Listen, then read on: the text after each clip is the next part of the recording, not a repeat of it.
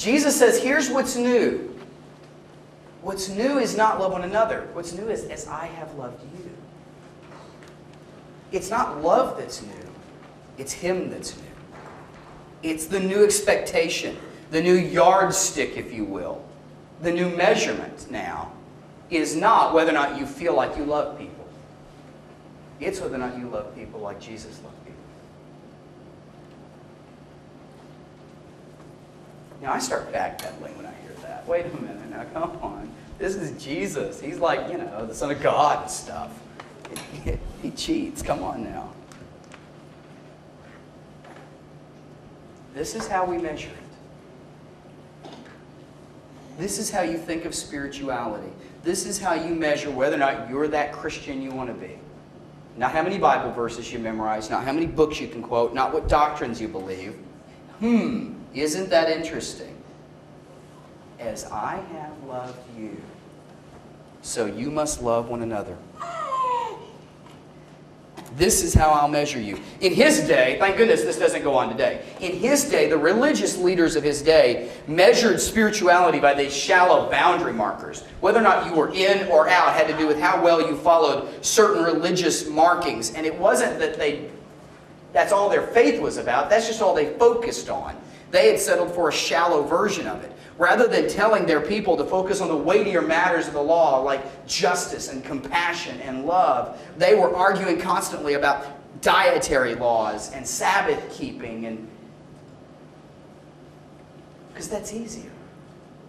It's much easier for me to argue about something shallow than to deal with some of the weightier stuff, isn't it? It's easier for me to tell you, you don't go to church enough. You don't believe the right things. You don't think what I think you should think. That's a lot easier to do than to actually love people. Because I'm around people, and they don't always merit my love. Right? And let's be honest, we love people with our fingers crossed. I love people, God, but you can't expect me to love that guy that was so rude.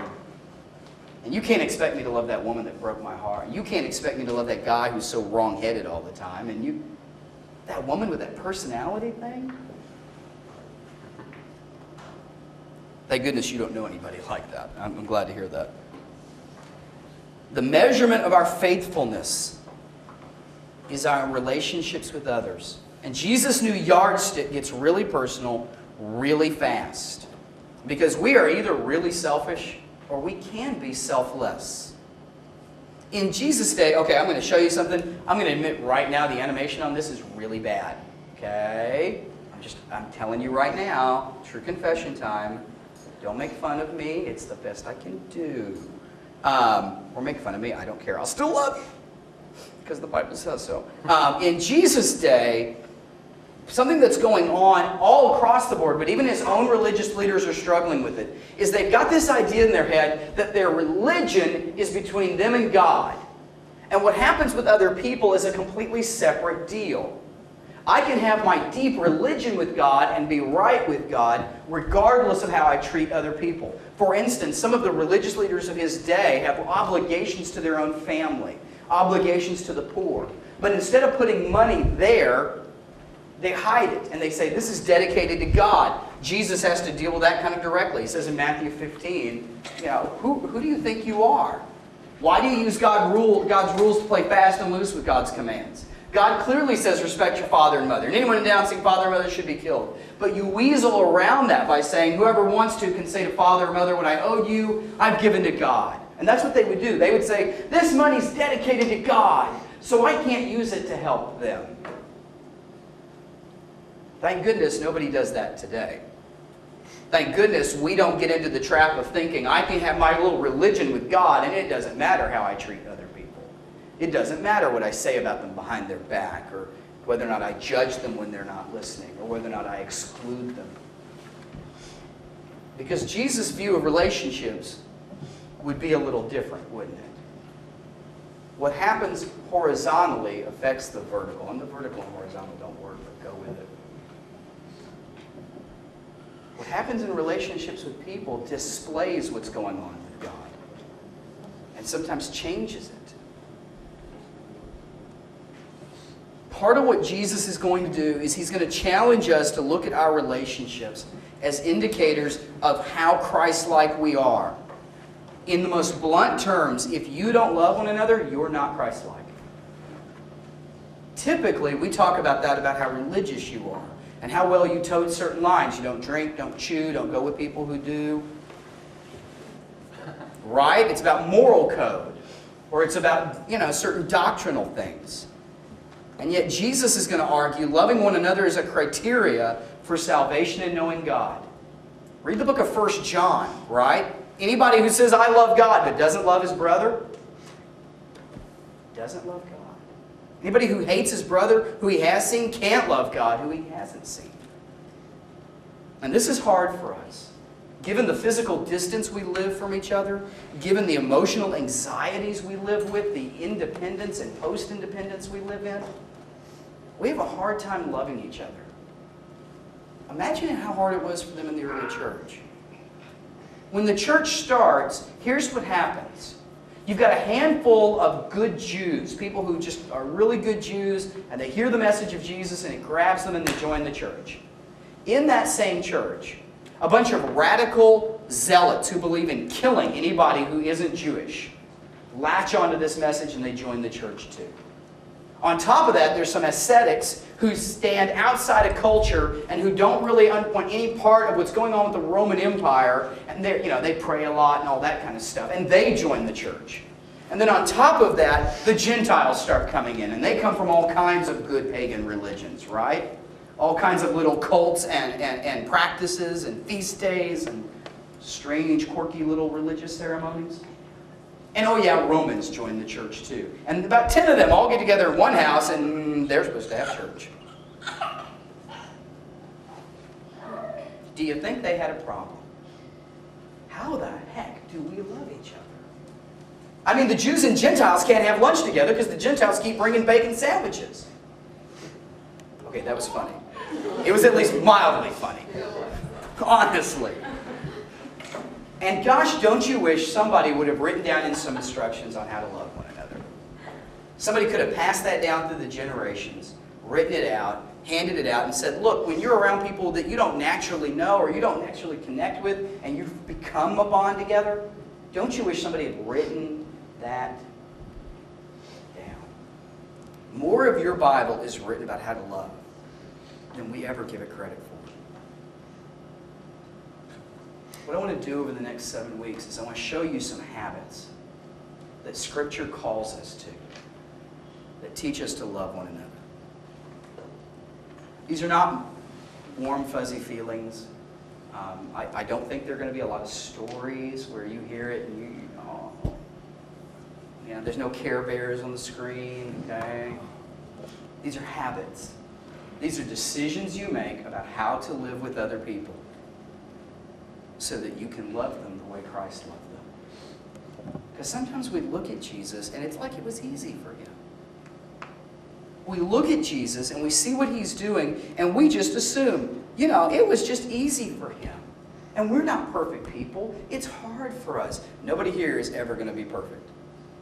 So why did Jesus always want to get away from the people? Of course. Because he's dealing with them and he's got to go, okay, God, what was it again? Love. That's right. Love. Because Jesus knows what we know. People who have been forgiven forget they were forgiven. People who have been accepted start to exclude. People who have been served start to lord it over others. People who came in submitting to one another start grabbing for power over each other. And we forget where we came from and we quit being the church. And we start being another social club or another whatever. And we miss the point. We're going to look at these ideas, and these are all about habits that shape who we are, that form our character, so that people can discover Christ in the midst of us, in the midst of Christ-like love. It's about moving good intentions to incarnated love, right? Lots of people have good intentions. I wake up every day with good intentions. I don't ever wake up going, I'm going to be a crab today. I'm just not as incarnate as in the love as I want to be. People will know love the same way they knew Jesus loved. Seeing it, tasting it, experiencing it. Because they've heard and experienced and touched habits that foster and deepen love for one another. There are all kinds of tendencies and temptations and traps that would divide us, that would isolate us, that would break us, that would rob us of that which makes us human. Self-giving love like Christ always trumps that. Always. More than any good religious statement, more than any great sermon, more than any great little treatise you can write about theology. It is the love of Christ that trumps it. And if you need proof, look at where this text in John is situated. Right in the middle, where he says, love one another as I have loved you, so you must love one another. Right before it, he tells Peter, I tell you the truth, today you will disown me. Before that cock crows 3 times, you will disown me. And right after it, Judas is going to walk up and kiss him and betray him. Right in between there is where John tells us this teaching. And it's real easy to say, Kyle, I can't love people the way Jesus can. You don't know what I've been through. You don't know how I've been treated. You don't know the limitations of who I am. You're right, I don't. But maybe you have forgotten who it is that's talking here. Not me. Jesus. This is Jesus who is about to walk into a trap that's set by one of his 12 closest friends. This is the man who is trusting everything he has lived for 30 years to 11 guys that he knows are about to desert him. He's about to hand the keys to the kingdom to a guy that he just told, I know you're going to deny me in front of a crowd tonight. And yet the lasting mark of his love is their lives. And the lasting mark of true conversion is not a date circled on a calendar or some great little story you tell or some little picture they took when you got baptized at camp. The lasting mark of conversion is the story of your life. And isn't it true? Don't you know people who have loved well? Who have loved deeply? Maybe they weren't perfect people, but they loved like Christ. When they showed up into your life, when they got there, love happened. And it happened in a way that maybe others couldn't do, but you experienced the love of Christ through them. I've known those people. I've worked with those people. Some of them were even elders. And those are people that I could call today and say, hey, we've got a need, and they'd be in the car before we got off the phone. We can be those kinds of people to each other and to the world. Because Christ can form those habits in us. I want to share one more thought with you, and then I want to let you have some time to talk back. Imagine, if you would, I think this would be a great idea. I think you should go to the mall, or go to your kid's school, or walk around your neighborhood, and start polling people. And I want you to do a word association poll this time. Let's play word association. I'll say a word, then you say the first word that comes to your mind. For instance, I say left, and you say, and if they say right, you know they're probably just a normal person. If you say left and they say behind, you know they're like a religious freak. Left behind. And then, you do another one. And then you say, Christians, I'll bet you $1,000. Not one person says the word loving. Christians, hypocrites. Christians, rule. Run for your life if they... The whole issue there with rule. We got to talk about it. Jesus rules, not us. Christians. Jesus says the first word that he would hope would come to people's minds is love. The proof that you're my disciples is not how religious you are, not how perfectly well behaved you are, not that you wear the little right bumper stickers on your chariots. The proof that you're my disciples is that you love one another. And this time, he doesn't say one another, he says everyone. Here's how the community around you will know you're my disciples. If you love one another.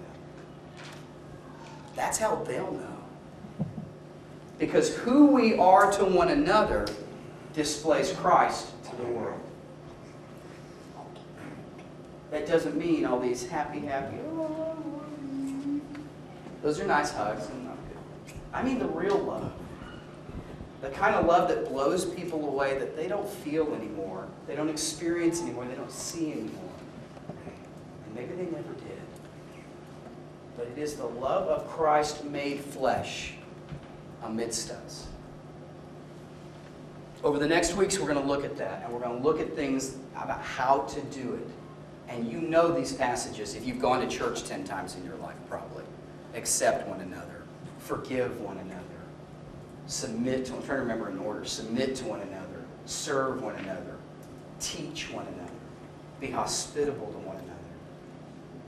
If those habits were the ones that defined us, I think the world would know Christ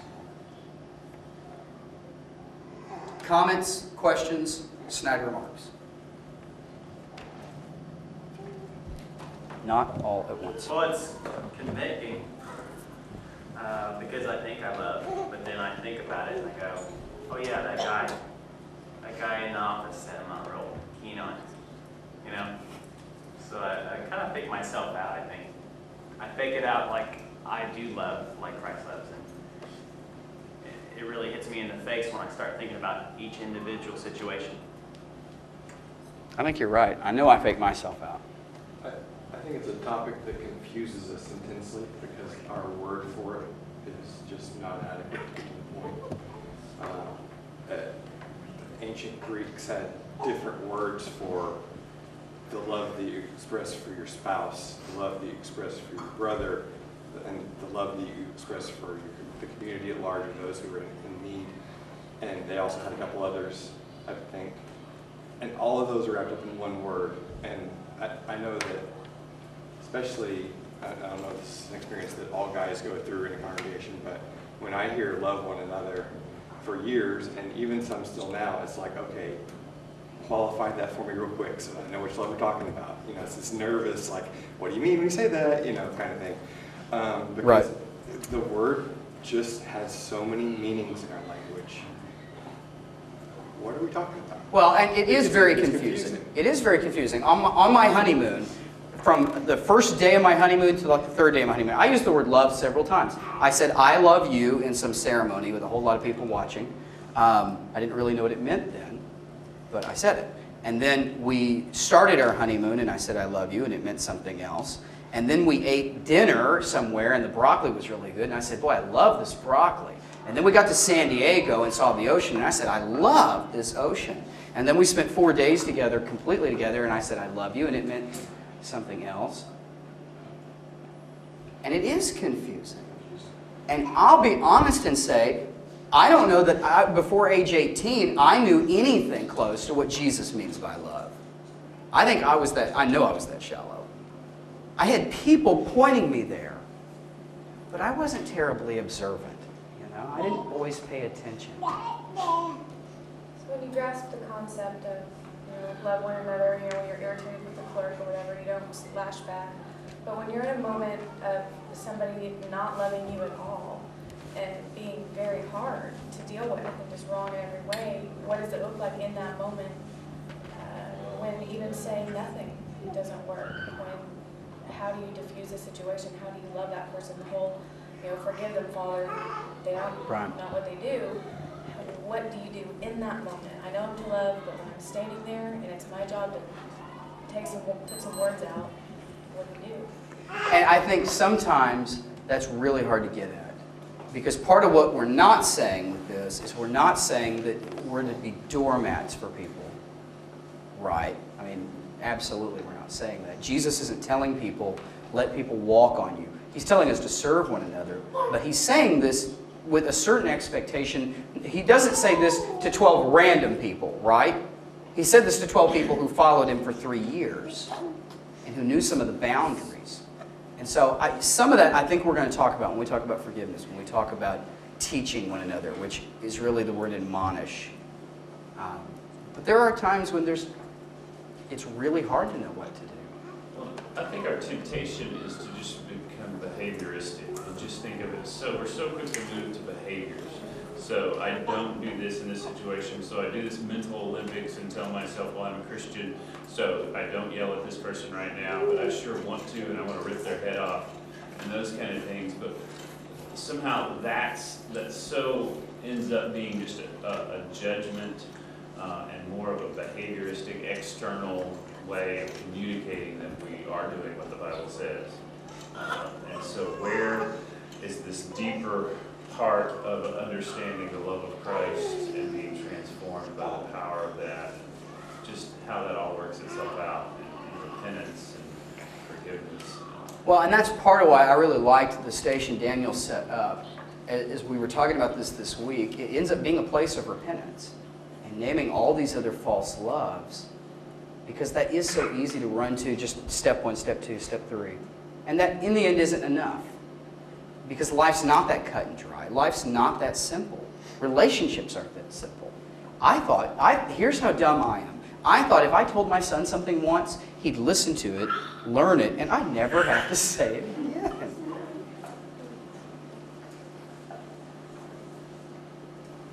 Whose idea was it to make him this hard to work with? I was never that way. And I think love really requires something much deeper of us. I think that's where you're headed. Go ahead, Kara. I think what's interesting is that we've immediately gone to a conversation about how to love strangers or how to love people like at work that we're not particularly close to, probably. And for me, I think the real discussion is, what does love look like among the people who you're really doing life with? And I think it's much easier to love strangers because you do know it's the simple rule of reminding yourself that maybe you don't know what all is going on with them, and you just got to give them a break, and you just got to be more forgiving and patient. And that's easy when you're not invested in someone. But when you kind of do know what their excuses are and you're tired of hearing it, and when you've been in their life and you've seen them make the same mistakes over and over again, or you've felt them hurt you in the same way over and over again, that's, to me, when love becomes hard. And that's, to me, what that verse is about. Love one another is about how we, especially in this society where I feel like everybody goes just to their families, and suddenly every home is its own tiny community, and it's all the community that anybody has. Then what we are, that's a light, that's different, is a group of people who love each other beyond that little box. And that is how people will know us, by that love. But I think that's a really, I could do that with all of you. I could just be kind to you. That's not stepping it up. Well, and that's where these texts are very much written to the church. Yeah. This is not Jesus saying love the world. He does say that, but he doesn't say that here. He says love one another. And part of what you've touched on, and we're going to come back and repeat this, is we do expect our marriages and our families to be our community. And that's not possible. One of the lies and the myths of our age is that your spouse can meet all your needs. I've got to tell you, I married a perfect person, and even she can't do that. If she dies for me, we're in trouble, because then I have to marry again, and that would be horrible. So she can't die for me. You know, but you get where I'm going right away, right? My children are not the only community I need, and I'm not the only community my children need. My children need Caspian and Paisley Denton in their lives. There's something that comes from that. And there's something about being forced to change and forced to be honest about who we are with people that we don't even know that well. Because we're around them all the time, but we keep it shallow because we're scared or nervous or we're busy or we're tired. We've got 50 other things to do. And yet God can speak in ways. I mean, there's times when Dan says things that I would never have heard. I never heard from my dad. I never hear from a friend. I hear it from Dan. And sometimes it's mean. But it's good. It's God showing up. And I know that's where you're headed, and I want to get there. Two more comments. This week I got some news that was just stopped me dead in my tracks. It's terrible news. And I turned to my family and my friends and called. It's funny because I've been told by some people, why don't you wait until we know exactly what this is. I didn't even wait that call. So I need to, have support and love. Right. And it was just amazing, the support and love I got from, family as well as friends. Well, and we were never meant to go through life alone. I mean, I know we're rugged individuals, post-enlightenment and all that crap, but you just weren't created to operate that way. None of us were. We'd like to think we are, but we're not. Well, let's do that now, and let's stop, and I'm going to create a time of silence first, and if there's something that's heavy on you that you want to lift to God, use this